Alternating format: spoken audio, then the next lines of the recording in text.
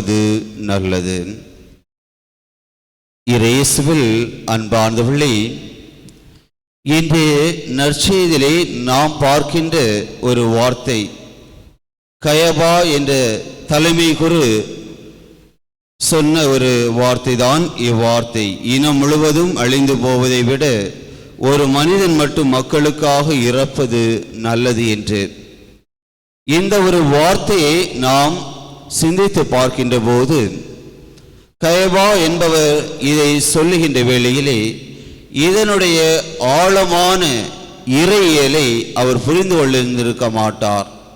மாறாக மேலோட்டமாக அவர் எண்ணியது,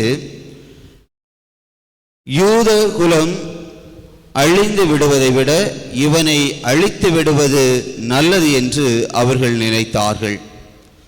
ஏனென்றால் இந்த நற்செய்தியின் முதல் பகுதியிலே பார்க்கின்றோம், பல யூதர்கள் மரியாவிடம் வந்து இயேசு செய்த அருள் அடையாளங்களை எல்லாம் கண்டு வியந்து அவரிடம் நம்பிக்கை கொள்ளுகின்றார்கள்.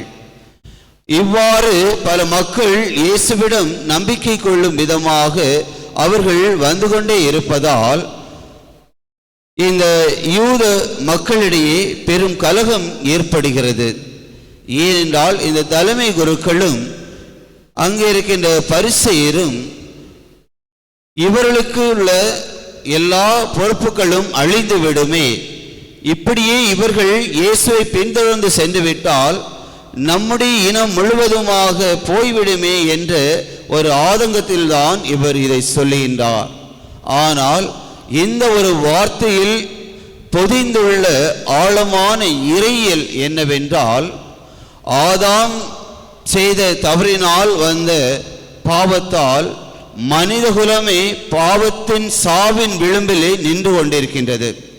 அப்படி இருக்க அந்த பாவத்தின் சாவிலே நின்று கொண்டிருக்கின்ற அந்த மனித இனத்தை காப்பாற்றுவதற்காக இயேசு ஒருவர் தன்னுடைய உயிரையை கொடுக்க அவர் முன் வந்ததுதான். ஆகவே இந்த மனித இனம் பாவத்தின் விளைவாக அழிந்து விடாமல் இயேசு ஒருவர் தன்னுடைய சாவின் மூலமாக மக்களை மீட்டெடுக்கிறார். இதுதான் இன்றைய நற்செய்தியின் மைய கருத்தாக இருக்கிறது. ஆகவே இயேசு எனக்காக இறக்கின்ற இந்த தருணத்திலே நான் இயேசுவுக்காக என்ன செய்திருக்கிறேன்? சிந்திப்போம். அதற்கான விடையை இறைவனுக்கு நாம் சொல்லுவோம். ஆமேன்.